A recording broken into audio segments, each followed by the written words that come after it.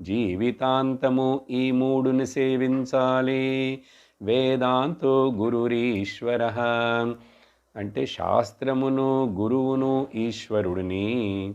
ఎందుకు జీవితాంతము ఆదౌ జ్ఞానాప్తయే మొదట్లో జ్ఞానం పొందుటకు నీకు ఈ మూడు సహకరించాలి. ఈ మూడు యొక్క అనుగ్రహం ఉంటేనే నీకు. కాబట్టి మరి జ్ఞానం వచ్చేసింది కండి, ఇప్పుడు ఆ తర్వాత ఎందుకు నేను వాళ్ళకి గుర్తుంచుకోవాలా, నమస్కరించాలా అంటే పశ్చాత్ కృతఘ్న నివర్తయే. ఆ తరువాత నువ్వు కృతఘ్నుడవు అవ్వకూడదు. ఈ పదాల్లో కృతజ్ఞత అంటే ధన్యవాద బుద్ధితోటి ఉండటం, కృతజ్ఞతా బుద్ధి.